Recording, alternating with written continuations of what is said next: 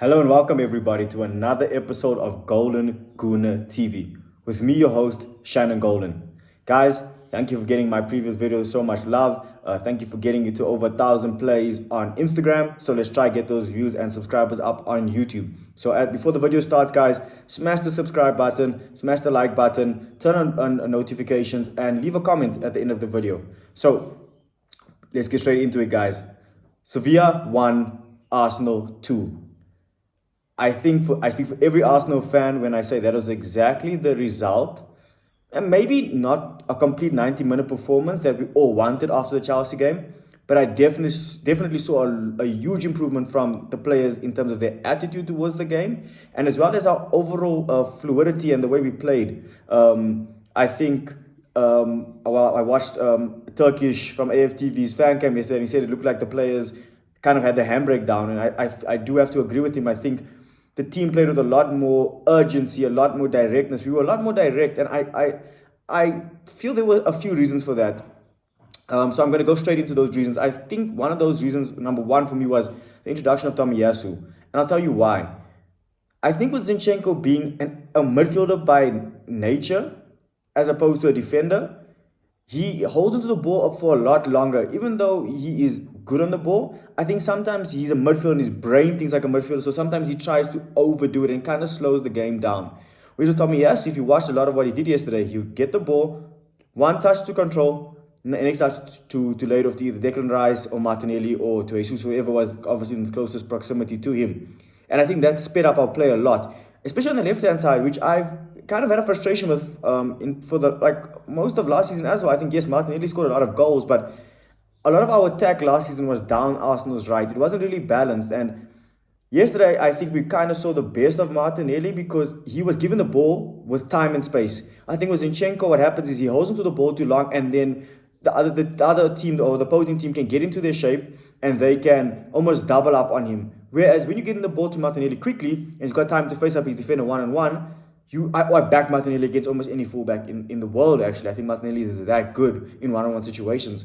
And especially against someone like Jesus Navas. And this is no disrespect to Navas. Navas is a legend of the game, legend of Spanish football, a legend of Sevilla. But he looked very shaky against Martinelli. I think Martinelli had his number the entire game. So that's one of the reasons why I think we had such an improved performance yesterday. I think we looked much better in the transition because we were moving the ball a lot quicker. Defensively, we also looked quite solid. Yes, there were a few shaky moments, in the first half and obviously at the end, close to the end of the game when, Sevilla got their goal. But I think overall, I didn't really feel that Sevilla would score. I was nervous to think that, okay, they might have some chances, but I didn't actually think that they would score a second goal. I think we looked a lot more assured in defense than I think we did against Chelsea. I think against Chelsea, I felt like they would score every time they attacked. And then lastly, I think our attack as a whole was a lot more fluid. I think players were more direct. Like I said, Martinelli was more direct. Jesus.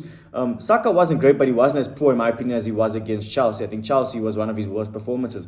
Against Sevilla, I think he did very well. I think Acuna, you could see he was fearful of Saka. Every time he could get or leave a challenge on Saka or leave one on Saka or just do something to stop Saka moving or getting at him, he would do it. And I think it's a sign of huge respect to Saka. Was it frustrating to watch as a fan? Yes, it was. I think Acuna was lucky to. I don't even think he got booked. Like I said, I think in that regard, I think we were a lot more fluid from defense to attack.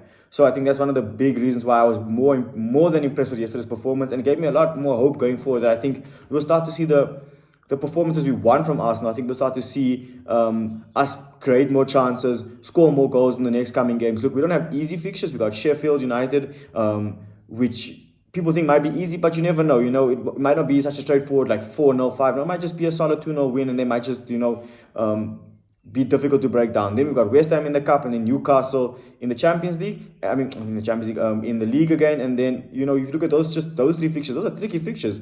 But I think going from looking from our performance yesterday, I am a lot more confident for those fixtures than I would have been had we lost yesterday or performed like we did against Chelsea. I think the fact that we won and we had improved performance makes me think the Chelsea performance was more an anomaly than a pattern, which I'm very happy to see. Throughout any season, no matter which team you are, the Invincibles, the treble winners of City, Mourinho's Chelsea, you will have one or two sketchy performances throughout the season. But overall, I think it shows where the team has come or how far the team has come to be able to just quickly stop those bad runs. It's not like we're going on 2 or 3 games of bad performances. It's like, okay, we had an isolated game against, for example, like Fulham, came back and won the game after that. Then we had the game against Spurs, and then we came and, we won again in the league. And then, against Chelsea, we had a poor performance, but we came and get back in Champions League and we won. So I think the team has developed a lot in that sense. So yes, guys, those are my thoughts on the team performance.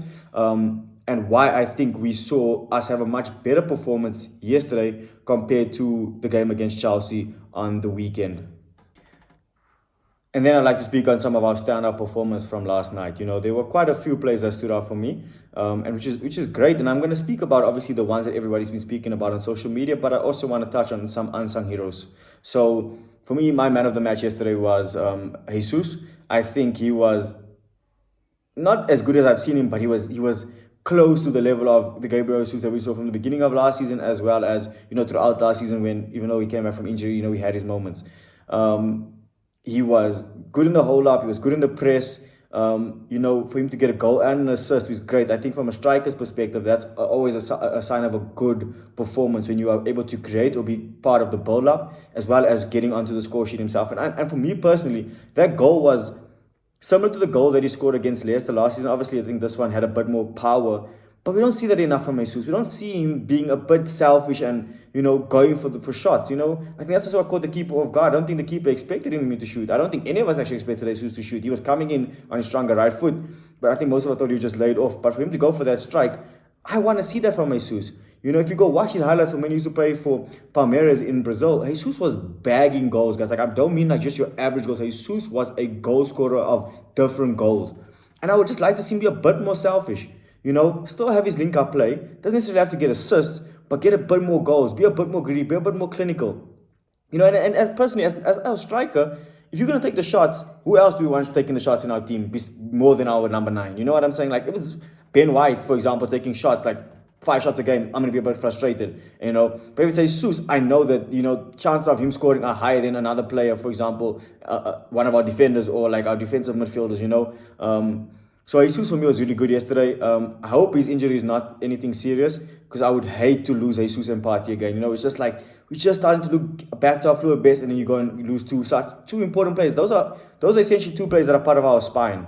If you're looking at the spine of our team. So I hope that Jesus' injury is not too serious, and also hope Thomas Partey's injury is not too serious. I think we can do enough or have enough in the tank or reserve to beat Sheffield without them. But I would love to have them available for the West Ham and Newcastle games. I think that's going to be vitally important for us, especially the game against Newcastle. Get a win at St. James's Park is huge. Huge always. That's one of the toughest grounds to go away to in Europe. I mean, we've seen PSG go then get thumped 4-1. So yeah, to have Jesus available, at least for the next, maybe if not the next game against Sheffield, then definitely the game at West Ham after that, or if not that game, then definitely for Newcastle.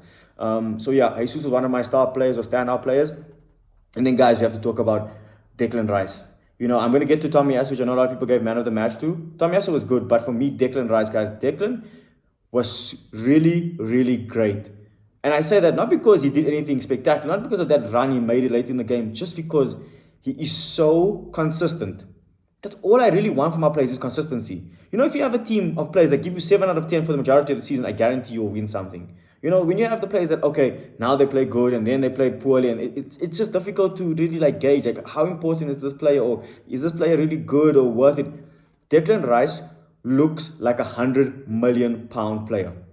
I think if you're going for signings of the season, besides Jude Bellingham, I think Declan Rice has definitely got to be up there with the likes of maybe James Maddison in terms of impact. Not saying Declan Rice is the best midfielder in the world, but in terms of impact, yes, we don't have Thomas Partey in the team, but we still somehow look solid in midfield. And, that's testament to Declan Rice, it's testament to Arteta and Edu for bringing him in and actually going in, with the money that they did and trusting him. And I think he's repaying their faith. And I think every Arsenal fan is slowly growing to love him. He's generally becoming a fan favorite, and it's only 9 games in. And it's not because, we want a £100 million player to do well. If Declan Rice came in for 30 million, it would be even better. But the fact that he's coming with a 100 million plus price tag and nobody's speaking about it, it's just perfect for me. I want him to go under the radar in that regard, where he's just putting in 7 and 8s every week and just being consistent. Then we have the big performance or the big moments against United, maybe against Chelsea. Yes, we didn't win against Chelsea, but he got a crucial equalizer. That point can be so important come the end of the season. We know exactly how tight it is when you compete with City. Every point matters. So I have to give Declan Rice so much credit, both offensively, which I think he's looking quite good at, but especially defensively, which is, for me, his number one job. And also on the ball, he looks really good. Good drop of the shoulder here and there. His passes are always clean, doesn't really give the ball away. His decision making is always on point. So yeah, Declan Rice for me, guys.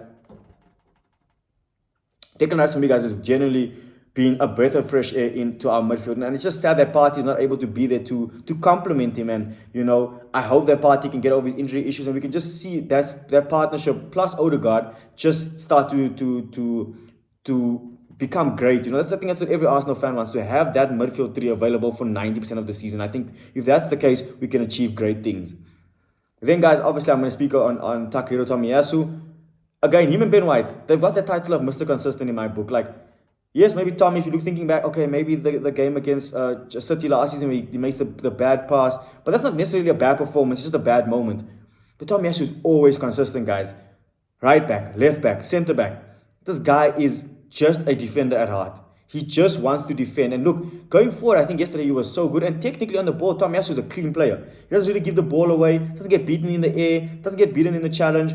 And he does what he needs to do spectacularly. And I think that's, like I said in the beginning of this video, set us up for that performance. I think Martinelli could be a bit more free going forward. And so could Rice as well, in a sense, knowing that they've got Tomiyasu covering that left-hand zone, in a sense. And look, he also did well in the inverted role, which is something that we saw Tierney struggle with. Tierney didn't really look comfortable in the inverted role, where I think Tomiyasu, whether it's right back or left back, he looks comfortable in both roles. So I have to give Tomiyasu big credit. And I'm not saying Tomiyasu now has to start every game, but it's nice to see that, I think for Arteta, where it'll be like, okay, he doesn't have to rely on Zinchenko as much. I'm not saying that Zinchenko is not important, but it actually means he can save Zinchenko for your more important or maybe more difficult games where we might need someone of Zinchenko's skill set in that particular game, where it's not like, okay, you have to play Zinchenko in every game. Same way with Saka in a sense. You can now trust Tomiyasu to play that left inverted role. And I think maybe if Timber was available, it wouldn't have been the case. But, Tommy is available, Timber isn't, and you just have to play and take the chances. And I'm happy for Tomiyasu. I mean, when he came in his first season, he was a fan favorite. He was probably one of everybody's players of the season. Maybe not first, but definitely maybe in the top 3 or top 4. So to see Tomiyasu getting slowly back to his best, he had a lot of injury problems. I'm so happy for Tomiyasu, right? Guys, you cannot understand. I think for the price that we got him for his age, for his ability, both on his right and left foot, in any part of the defense, you just have to look at Arteta and at Edu again and say it's a masterstroke once again. So yeah, guys, I'm delighted for Tomiyasu in that regard. And then I'm not going to go and speak too much about the other players in as much depth, but I think certain players deserve a lot of credit. I think Saliba and Gabriel were excellent yesterday in marshalling Enyasiri and Mariano. I think Mariano obviously had that chance where they gave for a handball. But other than that, okay, Enyasiri had that one shot in the first half. But other than that, the strikers had nothing. Sevilla's attack in terms of their strikers caused us no issues. And that's down to our centre-backs. Our centre-backs always seem to just have opposition defenders, or opposition attackers, I should rather say, under control, under lock. So I was very happy with our centre-back pairing as well. I think Jorginho had quite a decent game. I think a lot of people I think they've got maybe not the agenda, but it's like, you see Jorginho, you think Chelsea, or you just have, it's not Partey. But I think Jorginho kept the ball moving yesterday. I think he gave the ball away once at the end of, almost towards the end of the game, where I was a bit like, come on, Jorginho, you've had such a good game, dude. Like, don't spoil it now. But other than that, I don't think Jorginho put a foot wrong. I think he had a good 7 out of 10 in my opinion. Just a solid, clean performance. And I'm actually, I'm of those that ilk. Yes, I'm only 26, but I would call myself a bit of an old school. I like that he got a yellow card, but he still got a 7 out of 10 performance. So that shows that as a defensive midfielder, he was doing his job. He had to make a crucial tackle. Whether he won the ball, he had to break up play and take that foul, but he didn't lose his head and get sent off, and still had a controlled and good performance. And then obviously, guys, Martinelli as well. I think Martinelli Champions League debut against Sevilla in a cauldron like their stadium just showed the boys' quality, man. Martinelli, guys, we got him from like the 3rd, 4th division in Brazil, and he looks like he's always looked like a world beater in my opinion. He's always just been a player that fans have always cried out for. Like, Martinelli has to start when he's available. There was a time where Arteta wasn't playing him. We weren't sure why. Was Martinelli going to leave? We were all scared. But I think the development of Martinelli, I think, is so great, and I think he'll be a big player for both Arsenal and Brazil for a long time. He's just got that hunger for that game that makes you as a fan just want to get behind him and support him. It's like this boy is willing to like leave everything on the field. So we'll back you, man. Like even if you're going through a rough patch, it's same with Odegaard. You didn't have a great game, but I'm talking in a sense where Odegaard still works hard. And I'll always back a player that doesn't hide away from putting in effort. Yes, he maybe he's not having a good performance in a technical level, but it's one thing to give up and put your head down and not try. And there's another thing where it's just not working for you. And that's okay. People and players have moments. They're human beings and I'm okay with that. But effort, I'll always require Arsenal players to wear effort. This badge, well, I'm sorry, my fingers are... This badge is a big badge. It's heavy. It's not for everybody. Or should I say that badge there? It's our current logo. But you need to have pride when you wear that shirt. And Martinelli always shows me that he's proud to be an Arsenal player. So I will always back him. And yeah, guys, I know that was a bit of a long, in-depth discussion on the players that perform well for me. But I just thought it's really, like I said in my previous video in the Chelsea game, when our players are poor, I'll say it. But when they're good and they perform well, I'll also praise them. So yeah, that was just me giving our players some love. Let me know who your standout players were, who was your man of the match, who maybe didn't have a really good game, and maybe of the players that I maybe mentioned that maybe you think had a poor game. So yeah, guys, let me know what your thoughts are. And yeah, so that was just my thoughts on some of our standout players from yesterday's. Guys, I think it's impossible to downplay the significance of that win. Not for like, oh, we're going to win the Champions League, but just for that sense in the fan base where it's like, okay, we just beat City. Then we go drop a freaking abysmal performance against Chelsea, and it's like, oh my goodness, now we draw against Chelsea, lose against Sevilla. Are we going to look a bit shaky? Is this where we maybe start to just, not fall away, but like just have that shaky moment where you like look back in the end of the season like, damn it, Arsenal, like if we had just maybe gotten an extra 2 points somewhere there. No. The players went yesterday and their attitude was right. They got the job done. And I think the confidence we'll get going into these tricky fixtures that we have coming up. We've got away games against West Ham and West Ham and Newcastle. We've got a return game, if I'm not mistaken, against Sevilla before the international break. I could be mistaken, but we have a couple of big fixtures, especially the Sevilla game in Champions League. Beating them at their home ground should give us enough confidence to beat them at the Emirates. And I think beating them at the Emirates secures our qualification. So what better motivation than knowing that, okay, guys, if we can beat them, like we're saying, like I'm sure Arteta's saying, guys, if we beat them tonight, which obviously yesterday, we can definitely go and beat them at our home ground. And I think, not to say it's a given, but I think the boys will have a lot more confidence. And also just going to tough away games, but whether it's Premier League, Champions League, Carabao Cup, FA Cup, you name it, going to tough away grounds is something that I think we as a team are going to have to experience or are going to experience throughout the season. And also being able to win or not lose at those home grounds, going to Palace and winning, going to Everton, going to Chelsea, going to Sevilla. Guys, I just named 4, not necessarily insanely tough fixtures, but tricky in terms of atmosphere, history with those teams, previous results there. We've won 3 and drawn 1. I can't really be mad. Genuinely, I think that was a much needed win, and I think we'll see that the team will perform. Certain players needed that performance. I'm talking about Jesus. I'm talking about Martinelli. I'm talking about Tomiyasu, if he's going to come and get an extended run in the game. In the team. Saka looked a bit better yesterday. Not to his brilliant best, but he wasn't as poor, like I said, as against Chelsea. So, I think also for Arteta and for the fans, like, belief in Arteta again. Not that they lost belief, but just in a sense like, okay, cool. That was like a once-off thing. Back to normal programming, and we move. So in terms of the performance and the win yesterday, I think that was such a big win for us psychologically. Again, like the City win, I just hope that we can now go, for example, against Sheffield. And I would love for us to go and put 5 past Sheffield. But I would so much rather us go and win 2-0 against Sheffield, 1-0 against West Ham, 2-0 against Newcastle.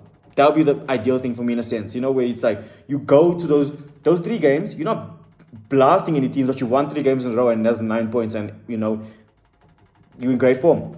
That's the main thing for me. So yeah, in terms of yesterday's performance, I think it was a big one for the team psychologically and for the fans psychologically, just to be like, okay guys, we can trust this team to bounce back. We know that the team has bounce back ability. They've shown it last season, they've shown it at the end of games this season, but it's like, okay, can you bounce back from one game to another, not necessarily just in game. So yeah, those are just my thoughts on the team and the team's performance and how they should be feeling now after yesterday's win. Another game week and another goalkeeping topic. I once I was firmly in the David Raya camp, actually in the beginning of the season, when the news first broke, one of my uncles said to me, I've got a group chat with all my uncles, and he said, Raya's better than Ramsdale. You're gonna see it. You're gonna see, like, you're gonna want Raya to be. And I'm like, you know what? I trust Ramsdale. I want Ramsdale. Cool. He brings in Raya. First game against Everton, I'm like, okay, cool. This guy's looking solid. I'm happy. And every game since then, he's just shown me a little bit of uncertainty. And I'm not calling for him to be dropped, but I wouldn't be upset if Arteta rotated them now.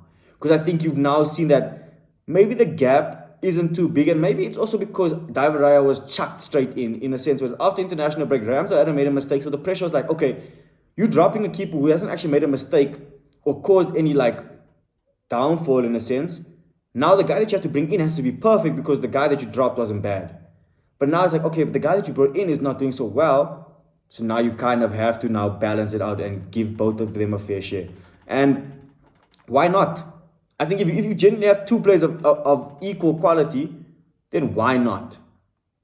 And here's my thing. At the end of the season, if Ramsdale it shows that he's the better keeper, and we don't sign Raya permanently, I'm happy. Then we've got the best keeper. But if Raya can then show that he's better than Ramsdale, and we keep Raya and Ramsdale leaves, I'm also happy. I want the best player in every position for Arsenal. I'm not really agenda-based or it has to be him type of thing. I want the best players to play for Arsenal so Arsenal can win. So, in my opinion, I think it's now at the point where you have to give Ramsdale a run out of a couple of games where you have to see, okay, does the level of the team drop? Does Ramsdale's performance increase? It's tricky, but it's something that Arteta has brought upon himself and something that he's going to have to manage. So I'm not calling Raya to be dropped. I'm just calling for the rotational part of what Arteta was talking about to now begin. I think you can't say Raya has been so great that he's the clear number one. And I don't think anyone can say Ramsdale, he needs to be number one now because Raya has been poor. No, I don't think that's where we're at right now. I think we need to see Ramsdale back in the team, maybe for a bit of a run of games, maybe 4 or 5 games, see how we perform with him, and then Arteta's going to have to make a decision from then, because it's tricky. You can't always change him every game. I don't think keepers you don't really do that with your keeper, and there's the reason why. I think your keeper is the first player that needs to give you a surety, There's so much more responsibility on your keeper than there is on like your number 6 or your winger, even your striker, So in my opinion, I think it's time for Arteta to be not necessarily a man of his word. I don't want to say it like that, but I definitely think he needs to be okay with potentially making that change, and saying, okay, I didn't make a mistake, but, Raya is not, or Raya, however you pronounce it, you've been given a chance.